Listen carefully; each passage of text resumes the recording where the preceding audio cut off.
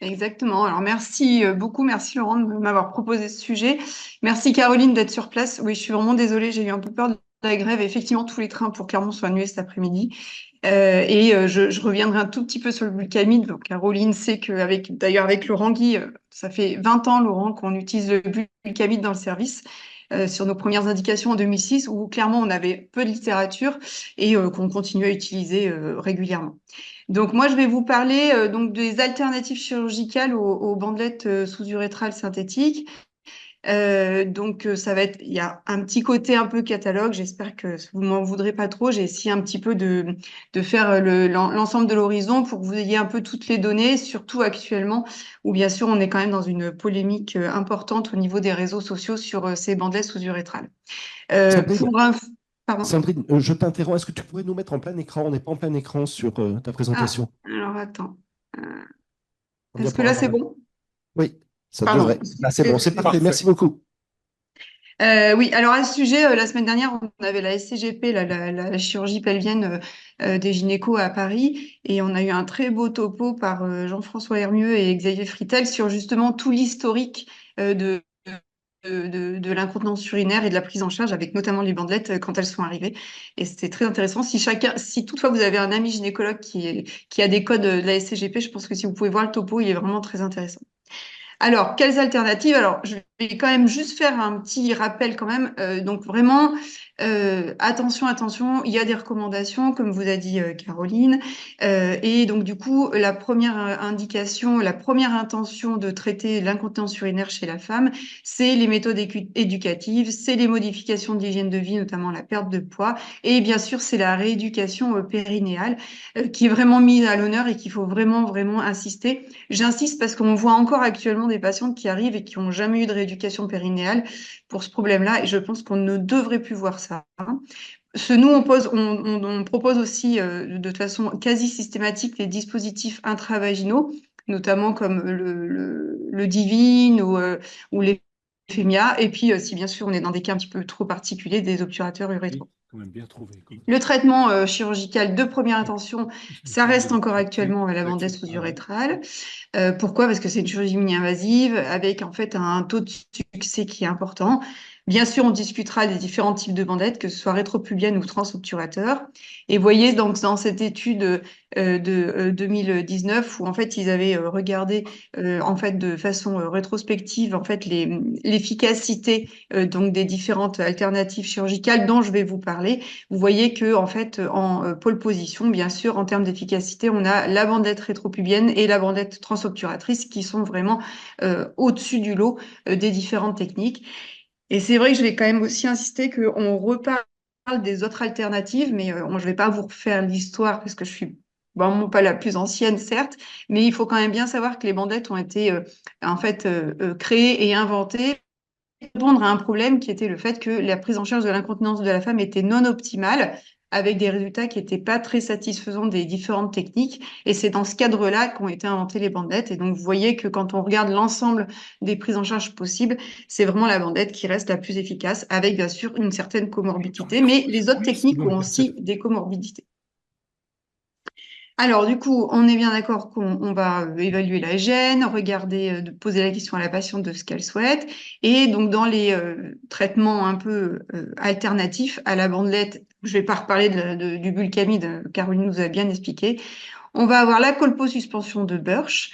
Alors, moi, j'ai fait partie des derniers internes qui ont vu ces réalisations, notamment par Monsieur Jactin, qui a d'abord été faite en voie ouverte. Nous, nos patientes, autrefois, avaient hystérectomie par Pfannenstiel avec un Birch associé, ce qui, vous allez voir, engendrait, bien sûr, elles n'avaient pas d'incontinence urinaire au moins au départ, mais par contre, ça engendrait en fait une cervicocystoptose importante avec des urètres fixés et surtout une décompensation de l'étage postérieur avec des élytro-rectocèles très importantes.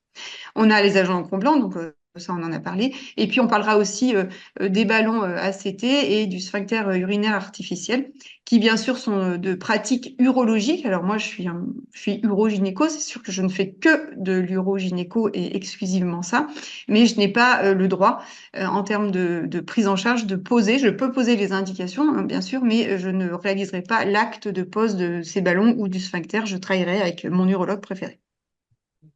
Alors, les C'est injections qui? périurétrales, je vais passer, C'est puisque du qui? coup, Caroline vous en a parlé. Et on va passer sur le Birch. Alors, le Birch, c'est une procédure qui sert à fixer le col, donc on parle de cervicocystoptose, et donc l'urètre proximal, afin de les positionner en rétropubien et donc de diminuer l'hypermobilité urétrale.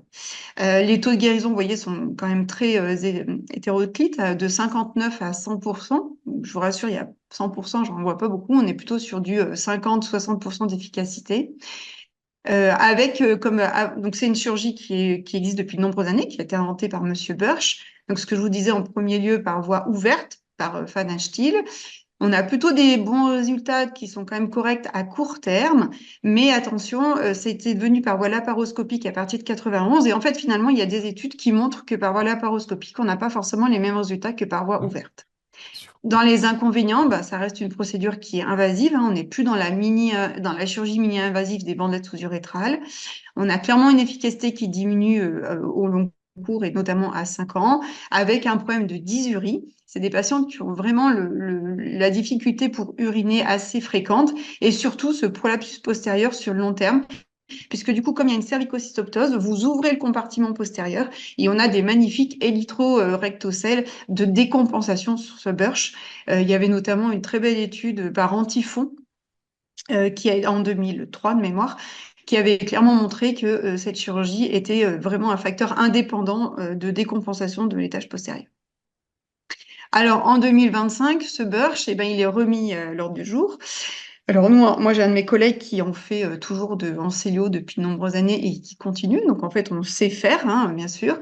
Mais je pense pas qu'il faille parler de retour triomphal, hein. Vous avez vu sur le petit algorithme, c'est quand même pas des résultats qui sont très bons. Il y a des comorbidités, bien sûr. Et puis surtout, en termes fonctionnels, on n'a pas de résultats qui durent dans le temps. C'est plus lourd et moins efficace que la bandelette. Bien sûr, c'est quand même, bien sûr, dans un arsenal à savoir, soit parce que la patiente ne veut absolument pas de renfort prothétique et d'éléments prothétiques, soit vous avez un accès vaginal difficile, soit bien sûr, vous avez déjà une patiente qui a été multi-opérée ou qui a été prise en charge pour des complications de bandelette sous-urétrale. Et donc, du coup, ça peut quand même être une proposition. Et vous voyez dans cette étude Esther que je vais vous remontrer à nouveau, en open, on a quand même des résultats qui restent assez satisfaisants, à peu près au-delà de 50%. Par contre, en laparoscopique, on est plutôt aux alentours de 49%, quand les bandelettes, notamment rétropubiennes, sont à 90% d'efficacité. Je vais quand même faire un petit cours historique. Et donc là, peut-être qu'en fait, Laurent va se rappeler de ses jeunes années. Dans les gynécos, on faisait assez facilement ce qu'on appelait des Bologna. Je vous ai Alors, inscrit les Bologna, vous voyez, ça a été décrit en 73.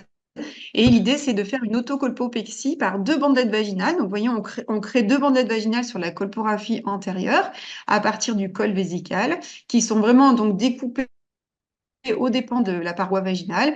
Et en fait, on va les passer en rétropubien, comme sur le trajet ce que vous connaissez des bandettes rétropubiennes, avec en fait, du coup, ça va mimer une pseudo-fronde sous-cervicale pour essayer de replacer ce col vésical au bon endroit. Donc ça, les Bologna, moi j'en ai vu faire, mais très peu, hein. On est sur la fin du Bologna. Et ça rappelle un peu la bandelette autologue, avec le même principe d'un soutien avec un passage rétropubien. Alors, d'autres chirurgies qui sont un peu plus anciennes avec le Gobelstückel. Donc là, moi, je n'ai pas connu, hein, pour le coup, mais c'est un peu le même principe. Aussi. C'était le faire une fronde, mais aponévrotique. Et vous voyez, c'est des études, c'est des chirurgies qui sont vraiment anciennes, avec des dernières publications dans les années 2000. Bien sûr, il y avait également aussi des problèmes de rétention urinaire, mais transitoire, des abcès du rétus, des dysuries, et clairement avec des résultats qui, vous voyez, qui sont peu satisfaisants. Et dans l'étude de Sester, on voit qu'on est à peu près à quoi, 13% d'efficacité. Donc, bien sûr, on reparle de ces techniques parce qu'on remet au goût du jour du fait des problèmes des bandelettes. Mais attention, c'est quand même pas des chirurgies avec, non seulement elles ne sont pas mini-invasives, mais en plus, elles n'ont pas des résultats qui sont quand même très satisfaisants.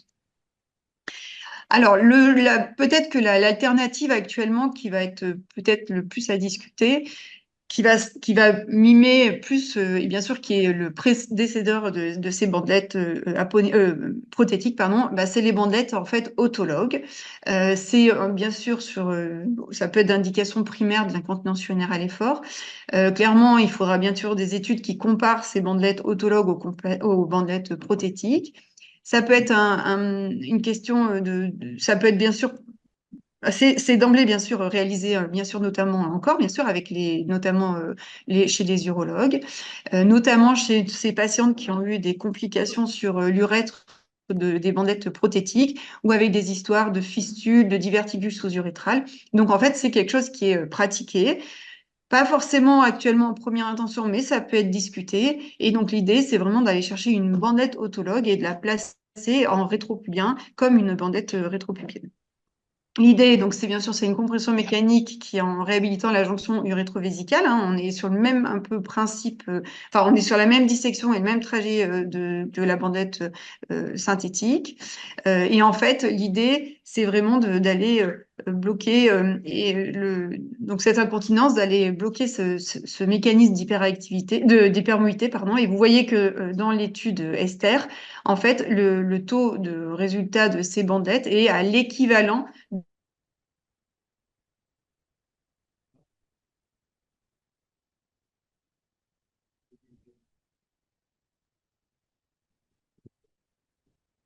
d'être D'accord. rétropubienne synthétique. Donc, effectivement, je ne sais pas si tout le monde connaît cet arsenal.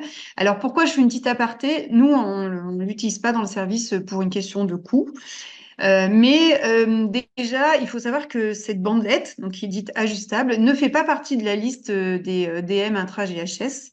Elle est sur un autre compartiment et donc du coup, elle n'est pas soumise, en tout cas actuellement, aux problèmes des autres bandelettes avec le fait que tous les 3 ans, il faut montrer les résultats et patte blanche pour être sur la liste intra-GHS, qui explique qu'il y a eu beaucoup de laboratoires et de bandelettes qui ont été éliminés. Et en fait, ce remix, il est un peu à part. Donc peut-être que finalement, dans quelques années, on se retrouvera avec ce dispositif, puisqu'il ne fait pas partie de la liste intra-GHS. Pour l'instant, sa place est plutôt dans l'incontinence urinaire récidivée, notamment après une première bandelette sous-urétrale. L'idée, c'est quand même d'aller sur l'insuffisance sphinctérienne avec plutôt un urètre qui est peu ou pas mobile. Peut-être que sa place est également chez les patientes avec des douleurs chroniques ou avec un BMI élevé. Pour info, vous voyez le petit élément de polypropylène qui donc, se place sous l'urètre comme en fait une TVT rétropubienne.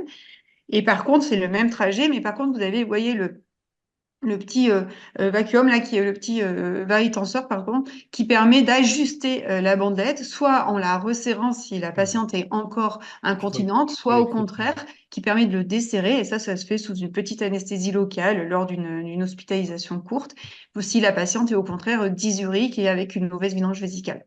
Donc c'est vrai que ce côté ajustable a probablement un intérêt. Pour l'instant, on ne sait pas bien l'utiliser dans quel arsenal. Il y a donc, vous voyez le principe donc de la bandette. Je ne sais pas si vous voyez là. Donc, l'idée, c'est d'aller moduler. Donc, ça, c'est l'urètre. Et donc, vous voyez, on utilise en fait la paroi abdominale. Et donc, du coup, le petit dispositif pour régler est au niveau de l'aponévrose, dans le rhésus, et on va pouvoir moduler la tension mise sur cette bandette. Il y a quand même des études qui ont commencé à sortir, notamment celle-ci de Laurent Wagner, donc qui est un de vos collègues urologues, qui l'a encore même un truc en proposé en interne. première intention chez un certain nombre de patientes. Et il avait donc comparé entre les patientes sans chirurgie de l'incontinence et celles avec un antécédent de chirurgie de l'incontinence. Son taux de satisfaction à 90%. Il prenait soit les patientes complètement sèches qui avaient plus de protection, soit les patientes qui avaient encore une protection mais qui se sentaient socialement satisfaites et qui pouvaient retourner à leurs activités sociales. Dans les complications post-opératoires, il y a bien sûr le problème des infections urinaires. Il y a quand même, vous voyez, de l'hyperactivité de novo importante, avec 6 patientes réopérées.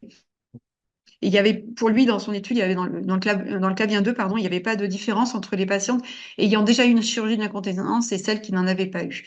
Donc peut-être que cette bandelette aura sa place dans les années à venir. Il y a un gros problème sur cette bandelette, par contre, c'est le prix, qui est clairement 10 fois plus qu'une bandelette synthétique actuellement. Que tu sers et tout. Dans les autres thérapeutiques, on a donc du coup les ballons. Donc là, on est vraiment. Alors, j'en ai parlé parce que c'est important que vous soyez au courant, mais après, je pense qu'on n'est pas complètement dans le même domaine que ce dont je viens de vous parler. C'est-à-dire que je pense que là, on n'est pas vraiment dans une alternative forcément de première intention, même si dans certaines patientes compliquées, fragiles, ou vraiment avec, par exemple, des grosses insuffisances sphinctériennes, on pourra peut-être parler d'emblée du sphincter artificiel. Et là, je pense que c'est clairement des dossiers à discuter en staff pluridisciplinaire, hein, ça c'est vraiment évident. Les ballons et le sphincter, on sera peut-être plutôt sur une alternative de deuxième main, sur des patients qui ont déjà été opérés et qui en fait récidivent ou qui ont une incontinence soit persistante, soit récidivée. Mais je vous dis, il y aura probablement une petite place en première intention, mais dans des cas très précis, par exemple des patients très obèses ou avec des insuffisances sphinctériennes majeures. Alors les ballons, ben, c'est en fait un traitement plutôt de l'incontinence urinaire par insuffisance sphinctérienne sévère. On est plutôt, ce que je vous disais, sur le cas d'un échec d'un premier traitement, mais ça peut se discuter en première intention. Par contre, il y a un nombre d'années de recul qui est très important. C'est une chirurgie en fait qui peut se faire. Donc, vous voyez, c'est deux petits ballons de silicone qui sont implantés de façon percutanée. C'est assez rapide comme geste. Je ne l'ai pas pratiqué, mais vraisemblablement, c'est assez rapide. Bien sûr, ça peut se faire en ambulatoire. On a un contrôle en fait radiologique et endoscopique pour vraiment placer ces petits ballons au bon endroit. Ça peut être ajustable en consultation et ça peut être fait sous anesthésie locale. Donc en fait, les résultats sont relativement très disparates. Avec du coup là, c'était une étude de Benoît Perronnet qui avait fait une revue un peu systématique des différentes données, enfin des différentes études, pardon, excusez-moi, avec des résultats oui, là, qui sont assez disparates. Bon, les nombres de patients sont pas forcément très élevés dans certaines études, mais voilà, probablement que chez des patientes fragiles, le fait que ce soit fait en ambulatoire, sous anesthésie locale possible, ça a probablement également sa place, notamment également chez les patientes récidivées. Voilà, donc l'étude, dans sa revue, il a retrouvé 15 publications disponibles avec Plus des ça, je veux rétrospectives bien. et des prospectives, plutôt des faibles niveaux de preuve, des guérisons qui allaient de 13 à 70%, donc c'est assez hétéroclite, des complications qui vont de 3,5 à 25% en PEROP, donc ça peut être perforation de l'urètre, de la vessie ou du vagin. Il y a également des complications post-opératoires, notamment de rétention, qui peuvent aller jusqu'à 20%. Et il y a le problème en fait, de l'explantation du ballonnet qui aurait tendance parfois à migrer avec jusqu'à 63% dans certaines études de réimplantation nécessaire. Et donc, du coup, je profite de cette étude que également Benoît, qui s'intéresse beaucoup à cette problématique, en fait, a faite, qui a comparé et les ballons et en fait le sphincter. Et donc, du coup, effectivement, la deuxième option, c'est le sphincter urinaire artificiel. Donc là, sur sphincter, il y a eu quand même beaucoup d'évolution au niveau du matériel. Donc, vous voyez, l'idée, c'est d'avoir un petit manchon autour de l'urètre. Il faut quand même un urètre qui reste avec une certaine longueur. Moi, j'ai eu quelques histoires de bandelettes que j'ai, de complications de bandelettes que j'ai pris en charge avec des urètres qui sont devenus très courts. Et là, du coup, on est un peu gêné pour mettre ce dispositif parce que, vous voyez, il faut quand même un urètre qui reste encore un peu allongé. On va mettre un manchon autour de l'urètre au niveau du col vésical, donc qui va être mis en place. Donc au départ, c'était plutôt des voies ouvertes. Ça s'est fait après par voie célioscopique. Et puis bien sûr, maintenant, on a plutôt tendance à le faire par voie robotique. Caroline pourra vous en parler mieux que moi puisqu'elle pratique cette chirurgie. Soit il y a un accès par voie antérieure ou par voie postérieure. Voilà, l'idée du manchon, c'est qu'en fait, il soit toujours gonflé et donc du coup, la patiente est sèche. Il y a une petite pompe qui se met dans la lèvre de la patiente, donc lèvre droite ou lèvre gauche selon la dextérité de la patiente, et qui va permettre en pompant de libérer ce manchon, ce qui va permettre d'ouvrir l'urètre et que la patiente puisse uriner. Et puis ensuite, en fin de miction, voilà, en fin de miction, elle va pouvoir rappuyer sur cette petite pompe pour à nouveau combler cette manchette au niveau de l'urètre et ainsi être continente. Ça peut être associé avec des autosondages, hein, c'est-à-dire que vous avez des patients qui ont à la fois un trouble de vidange de la vessie et là également des fuites urinaires, ça peut être associé. Donc l'idée, voilà, c'est, vous voyez, on pince la lèvre.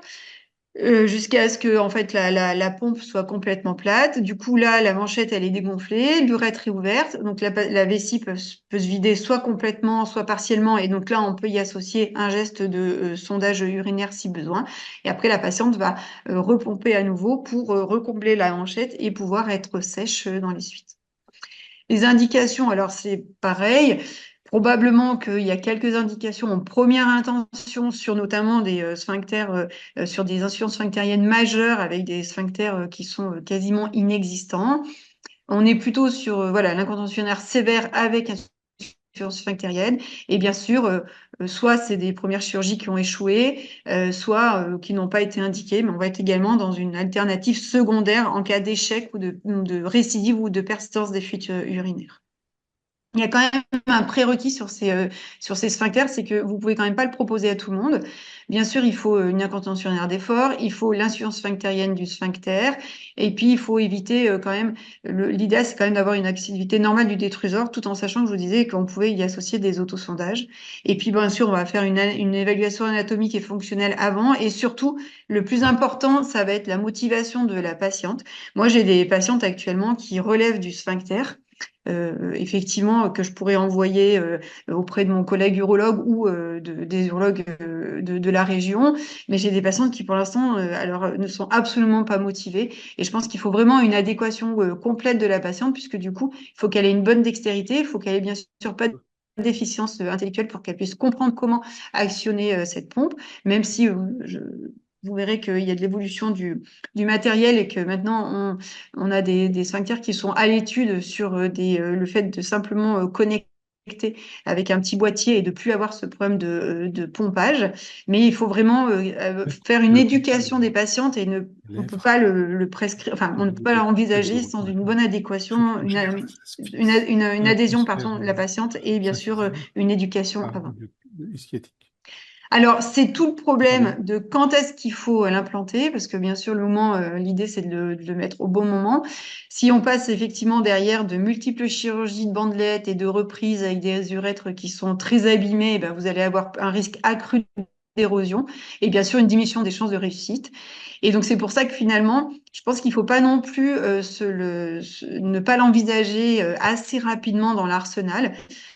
Parce qu'en fait, c'est souvent on ne le propose pas parce qu'en fait, on manque d'informations, on ne sait pas exactement comment ça fonctionne, ou nous, les gynécologues, on ne le met pas nous-mêmes, d'où l'importance des réunions pluridisciplinaires entre collègues, parce que finalement, de temps en temps, je pense que ce sera finalement moins invasif, avec moins de risques de complications qu'une énième bandelette sur un énième urètre abîmé. Et je pense que dans le contexte, il faut vraiment y penser vraiment actuellement.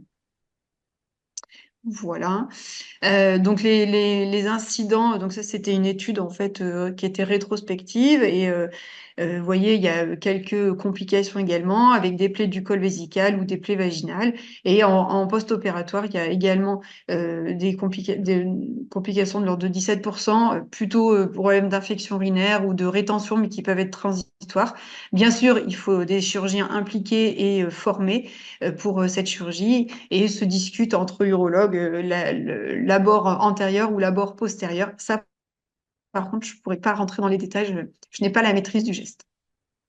Et vous voyez, en termes de suivi, les patientes étaient quand même satisfaites et guéries de l'ordre de 86%, 7% d'améliorés, par contre, hélas, 7% d'échecs également, mais bien sûr, dans des patients qui sont des fois très compliqués à prendre en charge. Donc pour conclure, dans les alternatives, je pense qu'il faut quand même toujours retenir que actuellement, malgré la pression des réseaux sociaux et le contexte, la bande sous-rétrale est de première indication et en première intention chez la femme. Bien sûr, après les méthodes conservatrices, que ce soit la rééducation, l'éducation, et puis du coup, bien sûr, éventuellement le bulkamide à discuter et les dispositifs intravaginaux.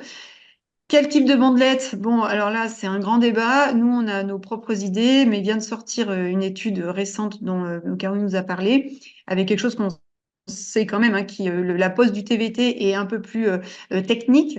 avec un peu plus de risque à la pose elle-même de la bandelette rétropubienne, mais probablement, mais avec une efficacité plus importante dans le temps, puisque dans le cadre des transobturateurs, il y a clairement un échec à 5 ans qui est un peu plus important. Et bien sûr, si on a un échec à 5 ans d'une bandelette transobturatrice, je vais me faire un petit peu je vais un peu faire sourire mes collègues qui s'occupent de ça, mais si on prend moins de risques au départ de la pose sur un transobturateur, bien que nous, on pense qu'il y a quand même beaucoup de risques sur les douleurs post-opératoires et qu'en plus à 5 ans, elle récidive et qu'il faut prendre le risque de mettre cette fois un TVT rétropubien, finalement, on va cumuler les bandettes et cumuler les risques et je pense que ça sera encore vraiment une énorme erreur.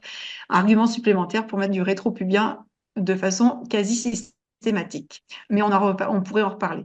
Et dans les alternatives de premier ordre, donc vraiment sur l'indication princeps des patientes non déjà opérées, l'agent de comblement a clairement une place à proposer aux patientes. Voilà, le problème, c'est le remboursement quand même, puisque c'est à peu près 1 000 euros qui est dû à votre établissement de santé et certains établissements refusent que les praticiens puissent réaliser cette chirurgie, cette injection. Et nous, on l'utilise depuis 2006 avec quand même, vous voyez, si ça avait été révolutionnaire, je pense qu'on s'en serait peut-être rendu compte, mais bon, on n'est que Auvergnat, donc il faut se méfier. Le Birch revient au goût du jour, mais attention, c'est une chirurgie qui est non mini-invasive, avec des complications quand même de dysurie et surtout une efficacité qui ne dure pas dans le temps, avec des décompensations sur les colpocelles postérieures qui sont gênantes pour nos patientes. Probablement que dans cet arsenal de premier ordre, c'est la bandelette aponévrotique qui retrouvera peut-être une certaine place. Chez les urologues, elle est encore nettement utilisée, notamment chez les patientes neuro, mais nous, les gynécos, on n'en a quand même pas une grande pratique, donc il va falloir qu'on s'y remette si besoin.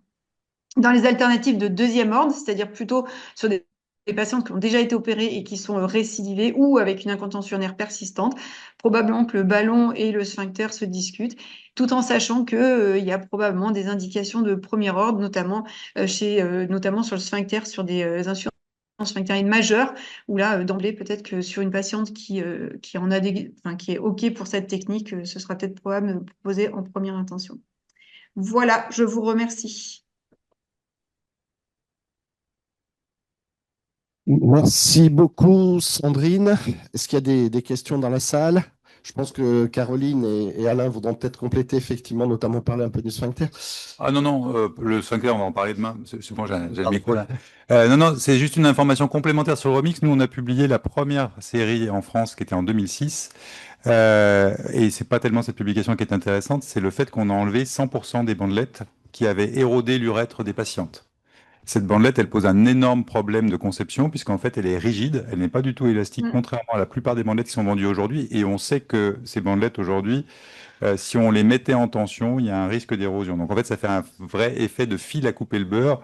Mes collègues le vendent également pour la chirurgie de l'homme et pareil, j'incite à la plus grande prudence à l'utilisation de cette bandelette puisque effectivement, il y a quelques séries récentes un tout petit peu optimistes, mais à mon avis, le suivi n'était pas assez long. Caroline? Oui, je partage tout à fait ce point de vue-là. C'est vrai que le remix a un peu une place à part et c'est un peu une anomalie qu'il soit pas dans la liste intra-GHS, etc., qui fasse pas l'objet de la même surveillance parce qu'on sait, il y a des douleurs sur le varitenseur, mais effectivement, plus on serre, plus on va faire fil à couper le beurre. Après, Sandrine, je suis moyennement d'accord sur cette histoire premier ordre, deuxième ordre, on pourra en débattre pendant, voilà. Oui. On sait qu'on n'est plus sur le concept d'hypermobilité urétrale ou d'insuffisance sphinctérienne ou les deux, la récive, etc. Et que, un peu comme on parle du phénotypage de l'HAV, en fait, on va choisir, il ne faut pas essayer tous les traitements en patient, évidemment, mais il faut d'emblée choisir celui qui est le plus malin dans le mécanisme d'action par rapport au type d'incontinence et le plus adapté en termes du risque que la patiente est capable, a envie de prendre. Et moi, j'ai un gros problème dans la position des ballons, alors ACT, pas pro-ACT, Oui, pardon, ACT. et du bulkamide. Parce que moi, j'ai l'impression pour moi, dans les données qu'on a, etc., et tu as montré quelques données pour les ballons, l'efficacité, elle est assez similaire au bulkamide. Peut-être que dans les populations, l'incontinence est un peu plus sévère dans le groupe des ballons, mais encore pas forcément. Et donc, je trouve qu'à mettre en œuvre et en termes de profil de safety des ballons par rapport à du bulkamide, et ben, entre les deux, il n'y a vraiment pas de discussion. Pour un même mécanisme, finalement, il s'agit de combler l'espace aussi sous-cervical.